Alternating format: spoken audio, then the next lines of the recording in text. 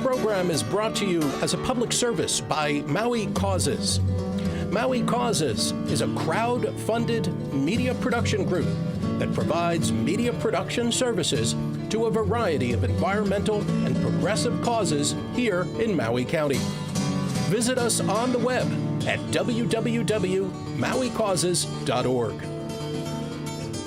Welcome to another edition of Maui Causes. I'm Sam Small. Thanks to Todd Swan and Sleepy John in the control room for pushing the buttons and plugging things in and making this all work.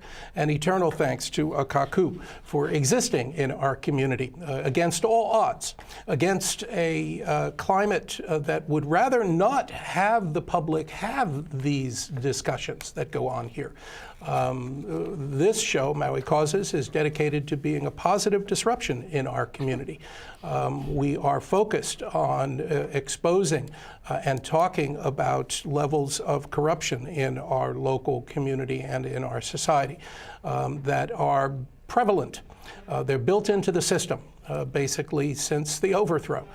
We have a structure of government in Hawaii that is absolutely skewed to the benefit of big business interests at the expense of the people who live here. Whether you were born or choose to live here, you have some rights. And the structure of our government, even the courts, are skewed consistently towards the benefit of big business. And that is going to continue for as long as you allow it to continue. Your voice needs to be expressed. And the way to do that most rapidly is to register and vote. If you think that you are not participating in a system because that system is illegitimate, well, you know, what's going to be left? We're at a tipping point here on these islands that our resources are depleted. The balance of life is shifting. Maui will no longer be Maui unless you step forward and support candidates for the county council and for the mayor that are willing to stand up to some of these big business interests so that they do not continue to steamroll over the people's interests. We will be bringing you candidates that are running for county offices and give them an opportunity to express their voices and express their opinions and what they would like to see changed here in the county. And we have with us today one of our esteemed county council members, Elle Cochran. Elle, thank you for everything that you've done. Thank you, Sam, for being here. Yep, and for having me here. It's a pleasure. Thanks for taking time out of your busy schedule. Sure. We have a number of things that I think that we're going to be able to talk on. My interest specifically is in how our charter is structured and the county, how the county business is laid out, and the loopholes. Frequently we talk about on the show the loopholes that are in the regulatory system nationally, the EPA, the FTA, and how corporations work those loopholes. And here in Maui County, the structure of our government has similar loopholes that have developed over time to facilitate big business interests so that they can manipulate the system and get around doing things and shift their economic burdens onto the public. So we'll touch on a couple of those issues a little bit later in the show. Yeah. But I know we want to start off, though, with something a little bit sweeter than that, some positive movements that have recently taken place. Why don't you tell us? I like your opening about being a positive disruption. Thank you. And so it's always good, right? We need to intervene and interject and make sure our voices are heard when it's needed.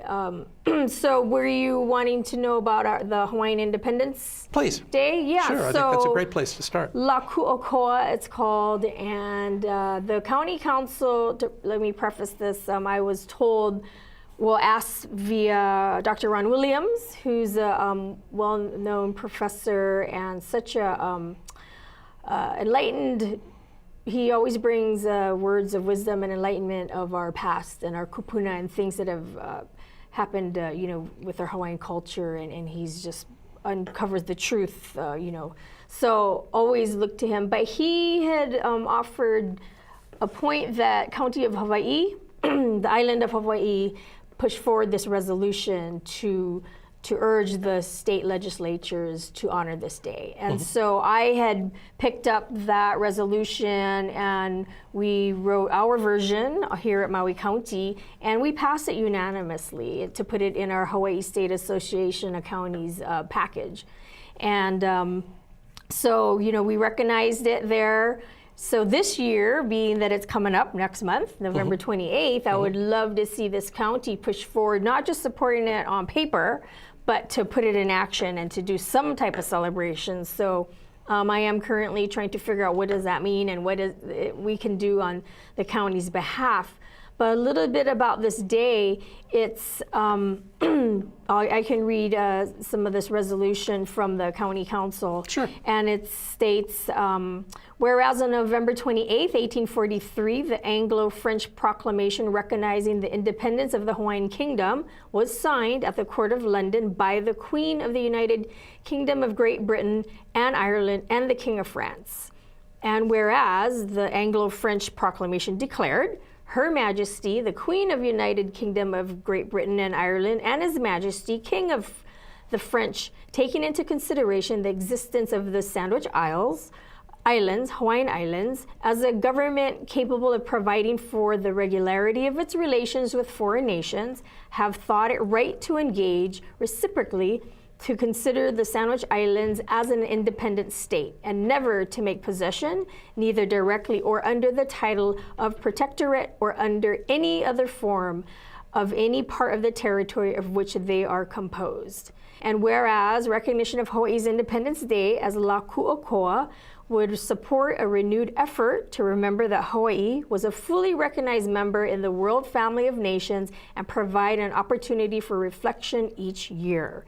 And whereas November 28th should be known and designated as La Ku'okoa to celebrate the historical recognition of the independence of the Kingdom of Hawaii. Fabulous. So that is what we agreed on and supported wholeheartedly and unanimously on the county council. So at this time, I surely would like to move it a step further, as I mentioned. And Dr. Ron Williams had uncovered that there was actually a mele, a song that was written, and he discovered this in a newspaper on December 23rd, 1893. It was written that the song was created by J.K. Kaunamano, and he was a founding officer of Hui Hawaii Aloha. He was a lawyer, an 8-term Hawaiian Kingdom legislator, an editor of the newspapers of Kaleo o Kalahui, Ka Nupepa Aloha Aina, and Ke Ola o Kalahui. He was arrested in 1895, attempted to restore Queen Liliuokalani. He passed away at his home in Honolulu on May 3rd, 1902. And so I feel that to revive this mele lahui that he had written would be such an honor to not only to himself, but to our past, to our kupuna, to all the people who stood up for this Hawaiian kingdom, you know, back in the day. And so one day, it looks like Dr. John Osorio's class wrote music for this because we only have the words and not so much the music to it. And again, this is just another piece, I think, to keep that revival and to keep the honoring of the past. So the step with Maui County was to push forward this resolution, but for me, it's to continue the message of, yes, we do stand strong and stand proud on this. So, justifiably so. That's right. And so I'd like to put the word out. And at this time, I am having it researched via Dr. Ron Williams and others to explain how was it celebrated? In particular, how was it celebrated here on Maui? So I know Pauela Church the church in Pauela did have a luau and they did celebrations. So I'd like to uncover and remember how that was done and let's recreate, reenact, and actually put it into practice today. So that's a little brief talk on La Ku'okoa, and I just hopefully others will jump on board and we'll consider this a annual celebration. And it is inspiring, to be able to take a historical perspective and look back, on the resistance to overthrow. And, to know that also, helps bring awareness to the sovereignty movement.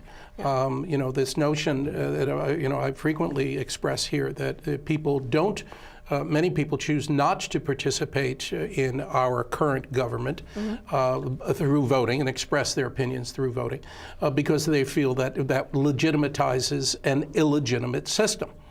What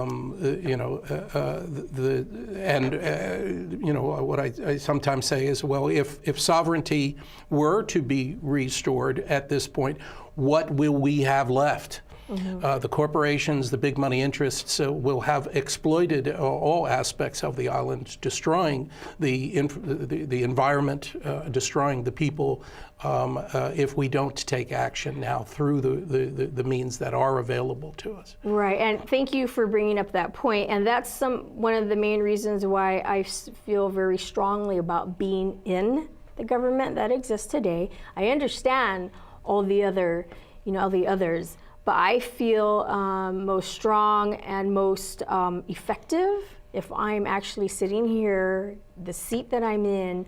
So I'm at that table making decisions. I'm at that table, creating policies and laws and everything that help as this Lakuokoa recognition may be a small start, but I think it is a start, and it is something that's positive in reference to the Hawaiian Kingdom and what it stood for.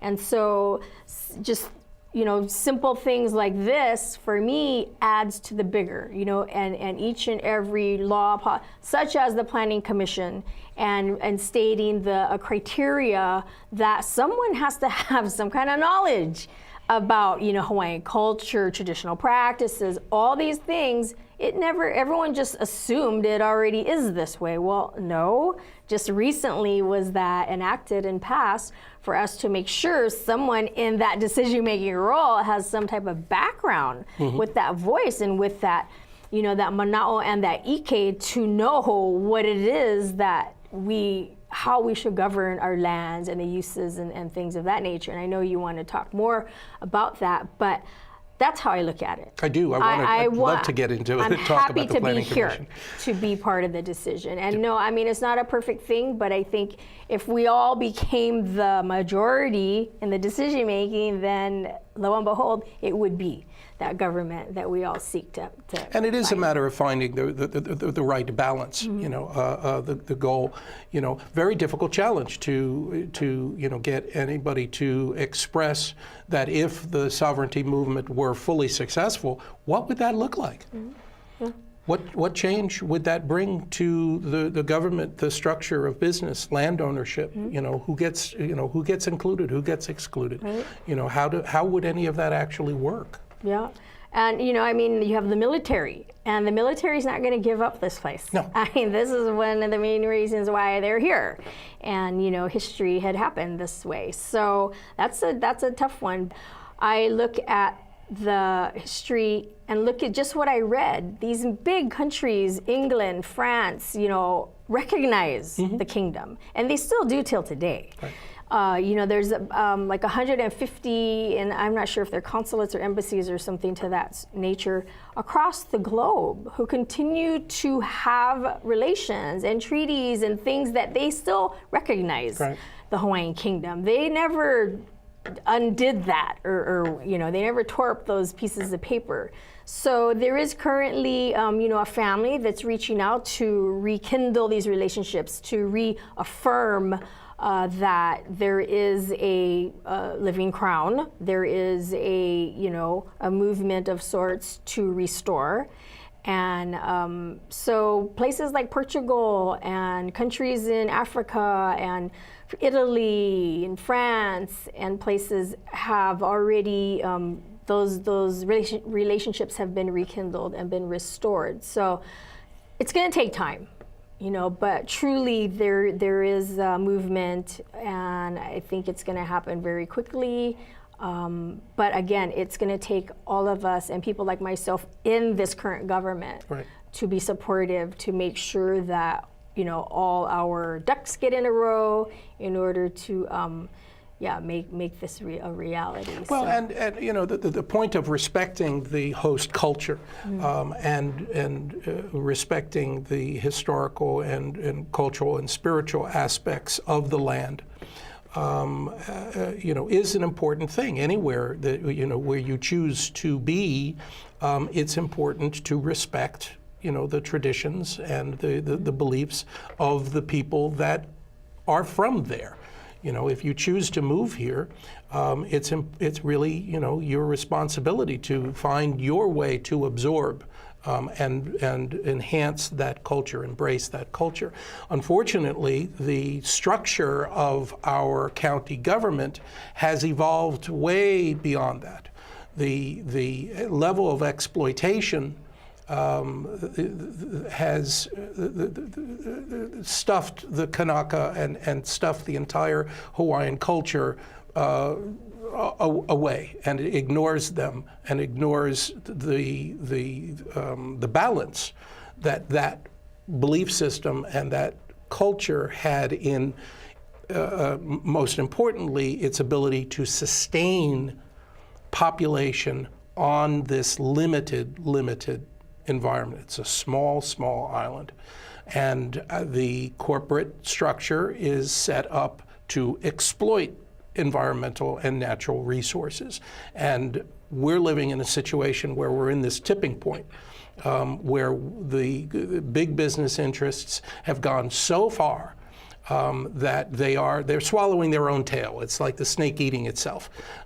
They have consumed these islands to a point that it's no longer sustainable. Right. Well, I don't think we've gone over that point of no return. I think we're at that tipping point, as you say, and we're going to have some positive changes, right? And it does stem from the government and the decision makers, by all means. And it comes from, righting the wrongs, and it comes from this community stepping up to making sure that they get the decision makers in place who are going to assist this movement. Because it's that huli, that flipping of sorts and changing, that 180-degree turn is occurring. And you know, not to toot my own horn, but I think I'm one of those candidates who had gotten in a very, very different way. Completely grassroots, completely, you know, it was Honolua that sparked me, and the catalyst that woke me up to the fact that I need to get involved. I need to be in there at that seat and start making some decisions on behalf of the people and the environment and the aina and the, you know, the ocean and the mountain, everything like you're mentioning. Right. Well, like Alika Atai frequently Alika says, also. if you are not at the table, you are on the menu. Yes, and that is totally true. Yep. So that's exactly the thought. And, you know, so I know we are not at that point of no return. I know that, of course, it's a challenge and there's obstacles in the way, but not to anything, the right things will prevail. You know, and so with the whole A and B and all that open land now, it's going to go the way it needs to be.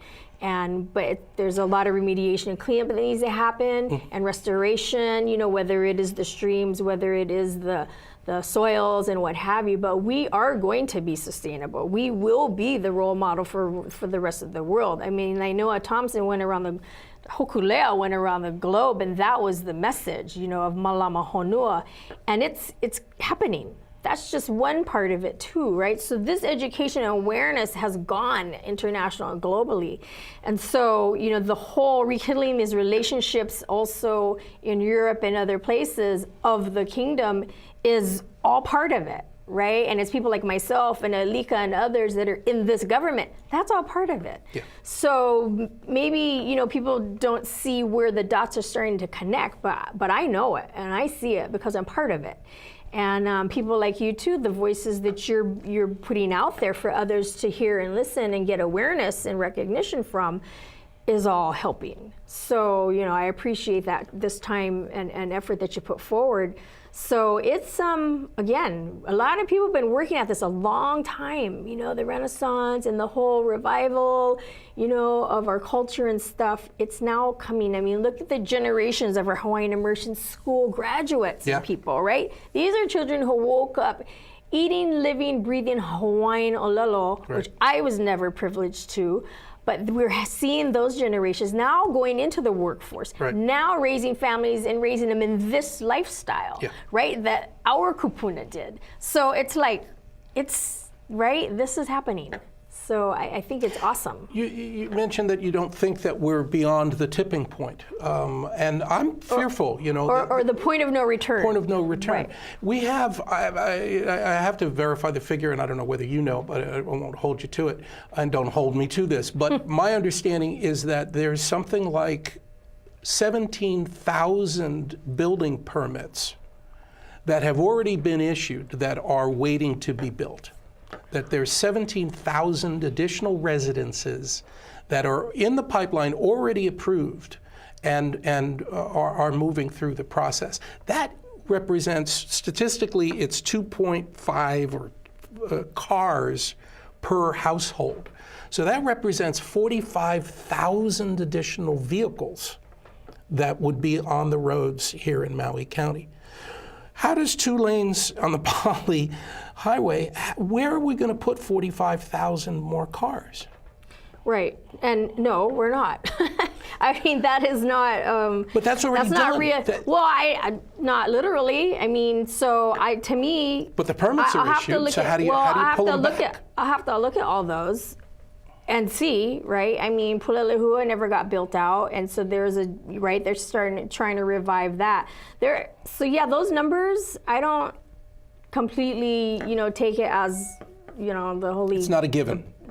I don't take it as that. If we take action, if we don't take action, there's a lot of that's things. what's going to happen. You have to. There needs to be infrastructure and water, and people. Why they're not going to build something that people aren't going to be interested in buying, or a place that people aren't going to want to live. Yes, they will. You know. Yes, they will. They will build. They will develop. Developers and builders will build stuff that we don't need.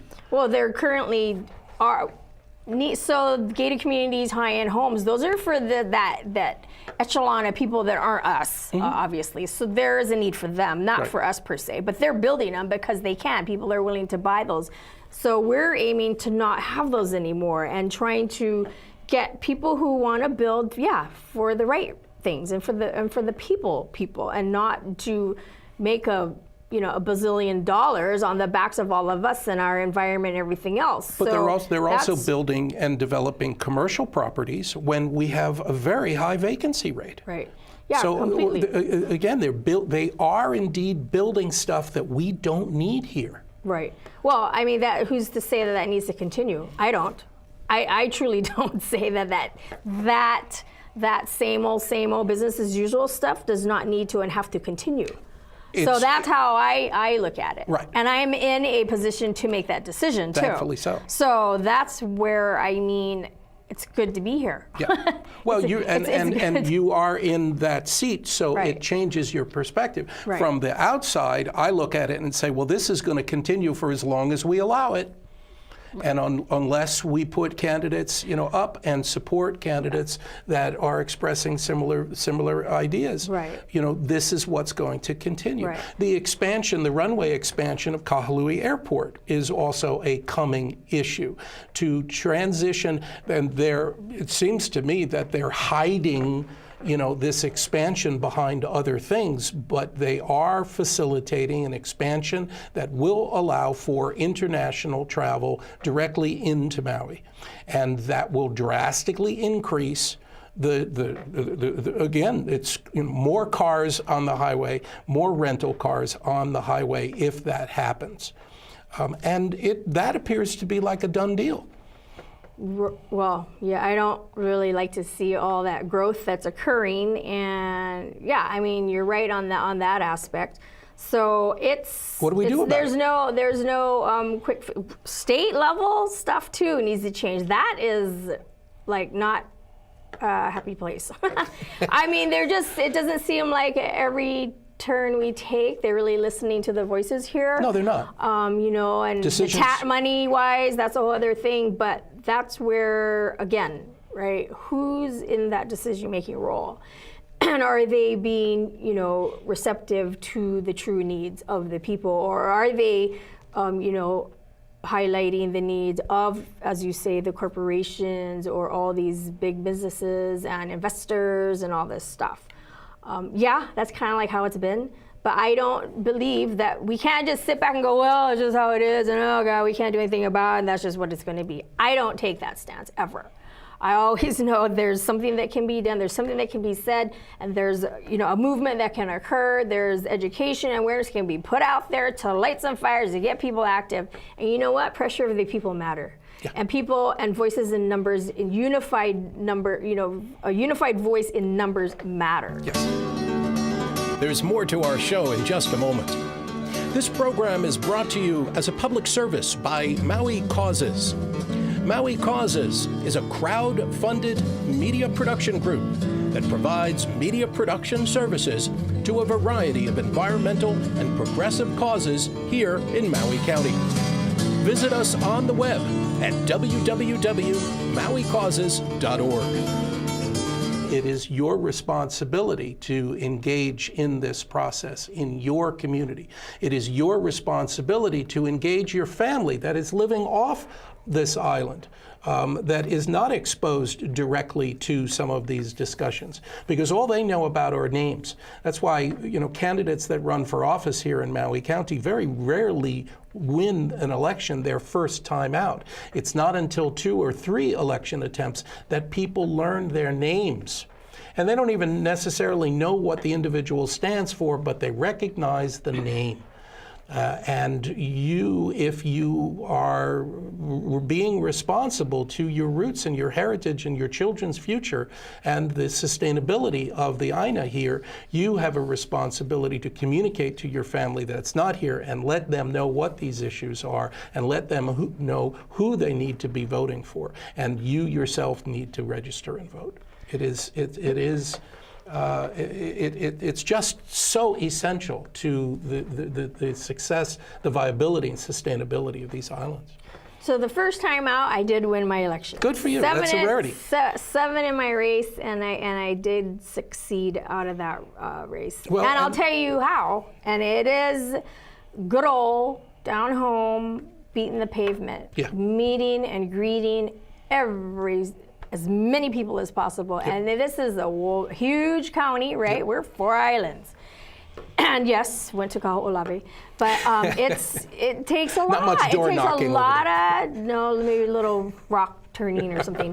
But it takes a lot of energy and effort. It does. But I'll tell you, but just making that effort is what a stranger or someone who's never met you really appreciates, right? Because you took the time to go that distance or that island or wherever it is to want to go and meet and greet and to find out what's going on over here and not from here. And, hearing out the concerns, truly listening and wanting to know what the issues are and really wanting to know to figure out what the solutions can be and how can I make a positive difference for them and things like that. And that's just good old, like elbow grease, when you do some work and not trying to cut corners at all. And it takes that, a lot of that. So, and that points to one of the issues that keeps coming back, and that is district voting. Mm-hmm. The notion that as a candidate for county council, you have to campaign across the entire county. That makes it very expensive. It's actually cheaper to run for the state house because you're only having to campaign in one individual district. It's cheaper to run for state house than it is to run for county council. And my cynical self says, well, that's by design because they want to keep the elite as the only people who can afford to run for county council. Well, and that's where it's different, grassroots, kind of nickel and dime my way through my campaign and put a lot of my own personal family and my, me and my husband's funds into the campaign and continue to do it that way. We don't get huge dollars from outside.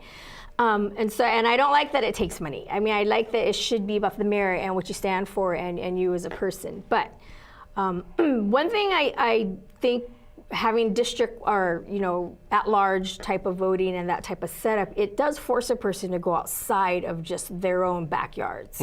It forces a person to go and, like I mentioned earlier, meet and greet at every corner of this county, right? From Kaupo all the way to Halava, all the way to Lanai City, and versus, I don't know, maybe if you only had to focus on West Maui, you just kind of stay in that little area and just make sure that everyone in West Maui knows you and you're going to get your votes, just that district per se. So that's what I always liked about that. Right, and there is a middle ground. I mean, there's a proposal that breaks the 9 districts up into 3 clusters of 3, so that if you are a candidate, then you are running for a district that is made up of 3 of the 9. So you're not just dealing with 1. You're not having to foot the bill and the expense of campaigning across all 9. You only have to deal with 3. And because it's a mix, you are getting at least a cross-section of the population and a cross-section of individual needs amongst those 3. Yeah, I mean, it has all its pros and cons every way. All I know and can speak from my experience is the at-large and the positives that I see, knowing that way. I mean, because we vote on each other's issues and concerns, it's good to be up on it. It's good to know who the voices are in these different districts saying what they're saying and why they stand up for what they do and what have you. So that's what I see, but true, it would make it easier, but I'm not here for easy. I'm here for, as hard as it takes, that's the way it is, because that's doing a thorough job. Right. Well, from getting all perspectives in order to make the best decision. And again, you've made it to where you are. You're in the chair, and that's a wonderful thing. I'm looking at it from the perspective of people that are interested in doing that themselves and don't have the means. How do we make it easier? How do we lower that bar to bring more people that have a local representation that don't have the funds or the political muscle to launch a county-wide campaign? How do we make it easier for those people to enter into the process? And charter revision, the kind of charter revision that district voting would require is that's the focus, and going through this election camp cycle on this show, we're going to be focusing a lot on the possible revisions to our charter that are available to us that allow us to fix some of the systemic problems. The structure of our county government is skewed towards the benefit of shifting economic responsibility from private developers onto the public. That if you are well connected, you can get projects through, like the Planning Commission. You can get working with the planning director, all who are politically appointed. So if you're well connected, then they have ways that, to me, some of them are illegal, and I think that they should be investigated. But they have ways of, getting your project through in a way that does not serve the people. You can the way that SMA minor permits are awarded to a project removes all scrutiny.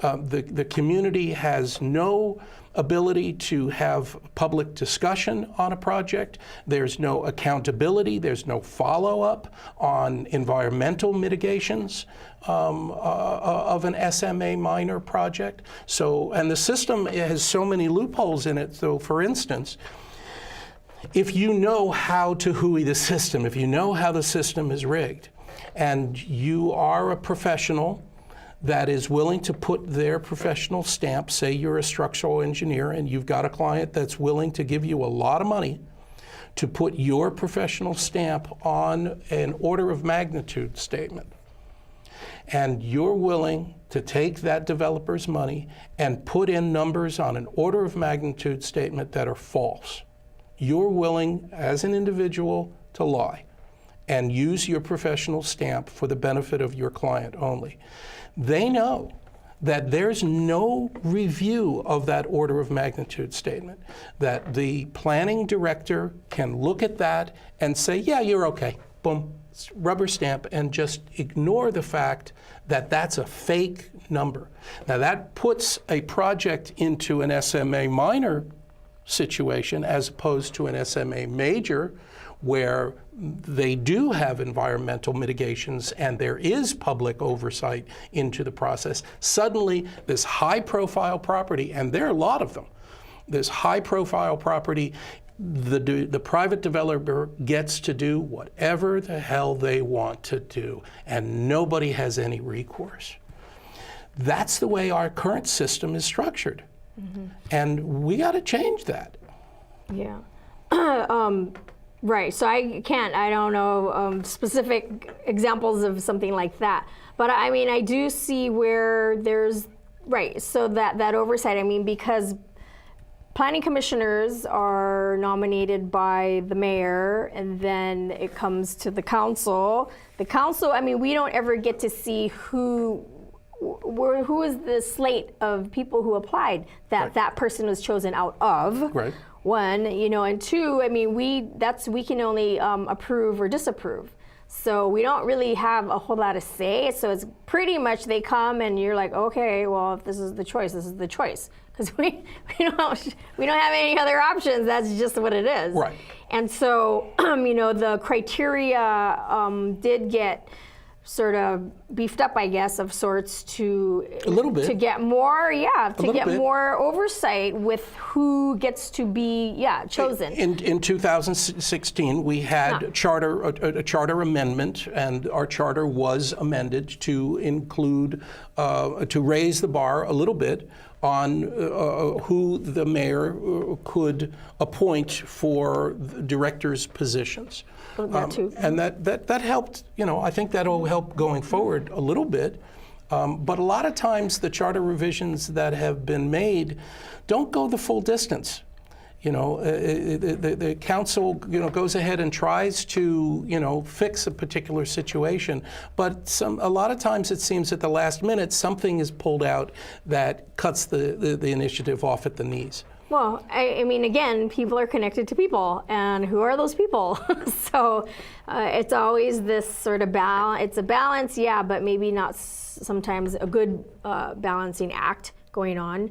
And so, sometimes teeth are pulled out of things, right? I mean, it looks all good. It started out, wow, this is really good and strong and has a lot of teeth, and it's going to hold up. And then little by little, things are taken away, and now it becomes very watered down. It's not quite the big, push and oomph that it had to begin with, and we get left with what we get left with. Right. But it's better than nothing. But it's something, but not quite what we really, really, wanted to begin with. So that type of playing out of sorts happens all the time, and it's frustrating. So again, it matters who's there making the decision and final call and revisions to all these things. Now, so that particular manipulation that I was describing of SMA minor permits and exemptions that are given by a planning director who is politically appointed, they have a major impact, on the environment and on the public. Because, for instance, along, the poly, there's a big tract of land there where all of those properties were exempted. They were not even did they get an SMA minor permit. They were just exempted from the entire permit process. So they never had to do environmental studies. They never had to do rainwater remediation, like a retention pond or something to direct. So those properties have been developed, and what's happening is that's where our shoreline is eroding. So the county is having to foot the bill to restore the shoreline and protect the roadway because of an exemption that was given to private landowners across the road. And because the properties were exempted, the county never got its right of way. So now we're buying property because of an initiative to maybe widen or move the road. The county's having to spend money to buy property back from those property holders that were exempted. Had they not been exempted, we wouldn't have to buy the property. We'd already have the right of way to use it. Mm-hmm. So these are compounded issues that developers in the know, with the right lawyers and with the right engineers, have been able to get over and on the public and shift their financial burden onto the taxpayers. I would like to see an audit done by the county auditor. And we are putting together a petition to bring this entire topic to the auditor. You know, is there a structural problem in the county government, in the way that our county is managed, that is stripping resources from the public to the benefit of private developers? And you know, looking at how this whole thing is structured, it's pretty clear to me that that's what's been going on for decades. Decades. Yeah, have you read the book Land and Power in Hawaii? Yeah, so. And this is what we're living with, and people think people come from the mainland, and they come here and they think, oh, Hawaii's just another state, and everything is it's a state. It's got to be run. The courts are there, but it's not here. Our courts are a sham. The legislature is corrupt. The court system is corrupt. We fail. There are national organizations, international organizations that track these kinds of things, and they rate states for these corruption, different types of corruption, and Hawaii fails miserably, consistently. Because it's a measure of how rigged our system is, and that's the call that we make here to the public, that kind of stuff is built into our system. The rest of the mainland is just catching up. Yeah. The level of corporate manipulation and corporate control over the society on the mainland, has mushroomed, where people are finally beginning to realize that their state governments and their federal government is no longer representing the people, it's representing Wall Street interests and big money interests. That's been going on here in Hawaii since the overthrow. That's how the structure of government was set up originally. So we've been living in this people living here have been living in this oppressed society this entire time. They think it's normal. People think it's normal. And they've gotten complacent that, we can't, how are we ever going to change it? And this show is dedicated to expressing, ways that we can change it, and supporting people like yourself that express a willingness to do the heavy lifting and do the difficult work to try and change these things. Well, I think if you speak to a lot of our kupuna who live the days of the, territory into statehood and everything, and I mean, they were like, oh, been here so long, been seeing what I've been seeing. But there's this new generation again, right? Yeah. There's a new infusion of us, the newer people with energy and people just going, hey, we're gonna pick it up, auntie, uncle, tutu, and everybody, and pick up that ball. We're running with it now. Mahalo for what you've done. Mahalo for the groundwork, the foundation you laid down to get us to where we're at today. But you know what? It's our time. It's our time to go and run with that torch and make it happen. So that's where I'm saying this is where we're at, and I'm happy to be part of that running with that torch, so to speak, to make some positive things happen and the change, because it's been very embedded, right? It's been infused into this state, this government for so long, and it's time that things that need to be exposed get exposed, right. Things that need to be changed get changed, right. And one of my new things that I'm touching on is the human rights type of violations that have been occurring. And in particular, you know, with our prosecuting attorney's office, or the prosecuting attorneys, and just the way our victims are handled or mishandled, if you may. And so this is a huge, huge topic. It's very new to me, but I'm really learning a lot very quickly. And hopefully, you know, been trying to push something through our Maui legislative package, because it's something that has to change, you know, on the state level, which is, of course, another whole animal and something different to deal with. But, you know, you got to try. You got to put your efforts forward and make it happen. So it's quite exciting stuff. I think learning about how people are treated through the judicial system is quite eye-opening. You know, and we are very unique in that sense, how as you mentioned, the setup of this government is. It is and unique. And I had no idea, because like you said, we live in, this is just how it is. But when you learn, normal. That's right, that it's normal, it's not normal. It's not normal. And when you start referencing other other states in this nation, and that is the thrust of this show, is that the political structure, the governmental structure that we are all living under, is not normal. And it really needs to be looked at under a fine lens to figure out where it is that the system has been rigged. The SMA issue is just one of them, and happy to present, you know, the entire understanding of how these loopholes and how these manipulations have been taking place for all these years, because there's this very strong resistance not to change. Right.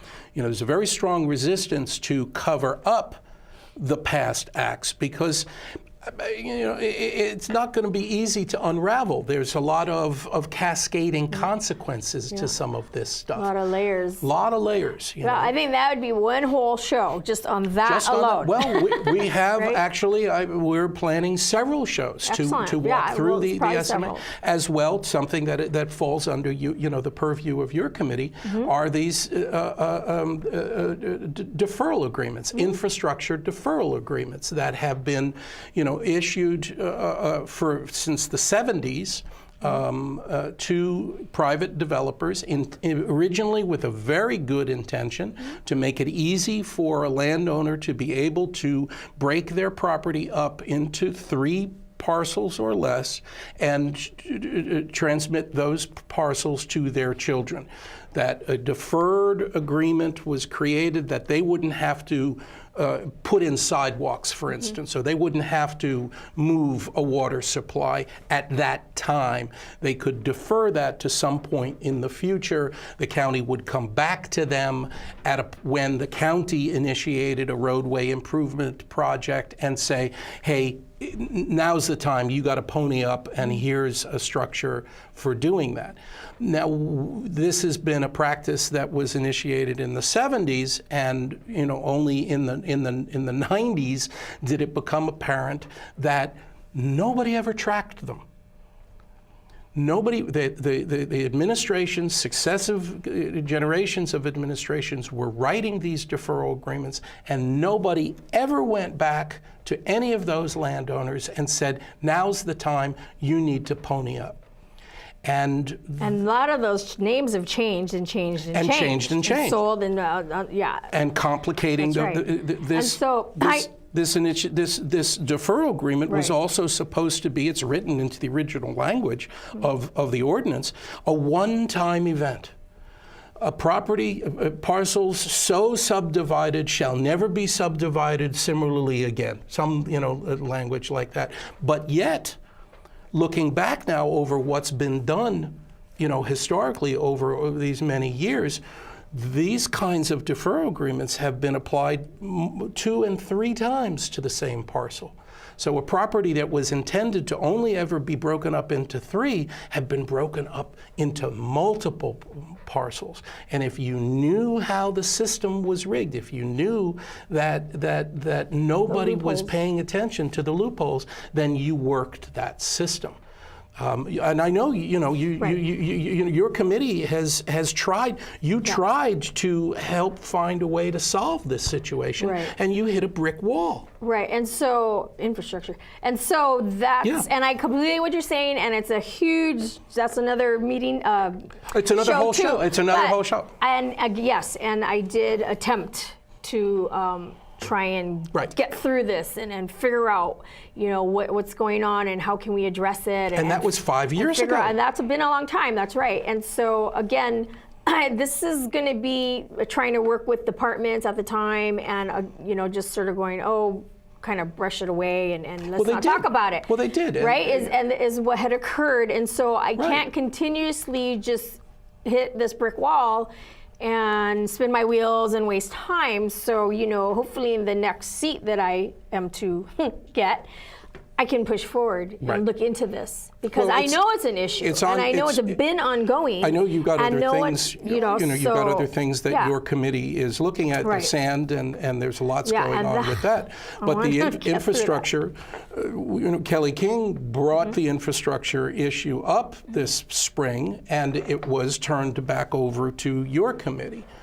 So it's essentially on your list of things for your committee to start looking into, and the challenge is, of course, the wall that you hit was from the mayor and corporation council, who they were charged with the job of figuring out how these mechanisms work. Are these deferral agreements collectible? And they haven't answered the question. No. And as a community, I know, you hit a brick wall, and it's frustrating for you as an individual council member with nobody else really supporting you in the process. How do we support you to bring this back onto the front burner? Because there are thousands of homeowners that have these deferral agreements that are complicating their deeds. They have these encumbrances on their deeds. They can't get rid of them. And I think, you please correct me if I'm wrong, but since 2010, the change was made. Joanne Johnstone pushed through an ordinance to require that if an infrastructure project is initiated, that the notice of intent to collect gets triggered on the properties that are the frontage of those properties.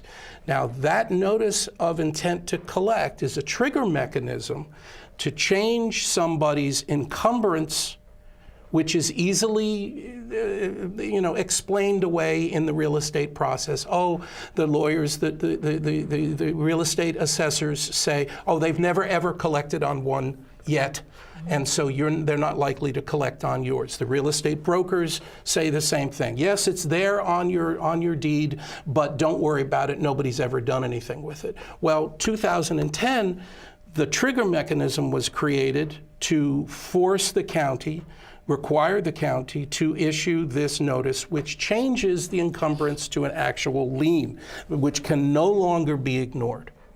And it seems and that is a huge mess, because the county has yet, as you've asked them, come up with a financial scheme, come up with a number of what the indebtedness would look like, and based on all these variations of these infrastructure deferral agreements, the multiple layers of them, which ones of these are legally collectible? Because some of them are not legally collectible. They were written in violation of the original ordinance. It's clear that they were written in any of the multiple applying. The ordinance says one time only. So any of the successive ones, there's no way to go back to that landowner and say, hey, you owe us money. They can say, no, you wrote this thing. It's an illegal document. Your own ordinance says that you're not allowed to have written this document. You screwed up in writing this document for us. We're not going to pay you. Those are legitimate arguments. And all of that needs to be worked out and fleshed out by Corporation Counsel, and they haven't done that job. That's okay. We still But got a I few think, minutes left. yeah, so again, Corporation Council, this Corporation Council? Our Okay. existing corporation. Well, I'm saying, As a citizen, I sit back and I just Do you really my believe that's head going to happen explodes. right now? How do we force that to happen? You can't force. There's no forcing. Things need to change. People need to change in order to get, in that same mindset to want to do something about it. Right now, there's no want to do something about it, obviously. Obviously. So that's why we're here saying what we're saying, and with that brick wall in front of us at this time. Right. So well, we're working on ways to force that issue. I mean, that's the same kind of thing. The audit process, the county auditor, is in a position to do an independent investigation. The county council is in the position to do an investigation. County council has the authority in the charter to investigate any issue that comes in front of the county council. But as a body, they've never had the political will to do the job. And that's why we need more candidates. That's why we need more county council members that are willing to do this heavy lifting. These are things that are broken in this county today. They've been broken for many years. And as we've been saying, it's going to continue to be broken until you do what you've got to do to make the change. And that's, again, what this show is dedicated towards. And finding and supporting candidates that have an express willingness to, enhance the level of transparency in our county government and to force change in these issues. There's a number of things in the charter that are fundamentally broken. They are fundamentally in place to allow private individuals to exploit the system at the cost of our community. Yeah, and in some ways it's supposed to be checks and balances, but it's not. No. It's not doing that. No, they're not there. There are no appropriate. And again, people just assume that it's normal. Right. And we're here to tell you folks what's going on here in Maui County ain't normal. Okay. And only you can fix it. And Ellie, so thank you for everything that you do and will do. There you go. Yep. Good. Happy to do so. Great. Thank you for this time. Yeah, thank you. Join us again on another edition of Maui Causes. This program is brought to you as a public service by Maui Causes. Maui Causes is a crowd-funded media production group that provides media production services to a variety of environmental and progressive causes here in Maui County. Visit us on the web at www.mauicauses.org.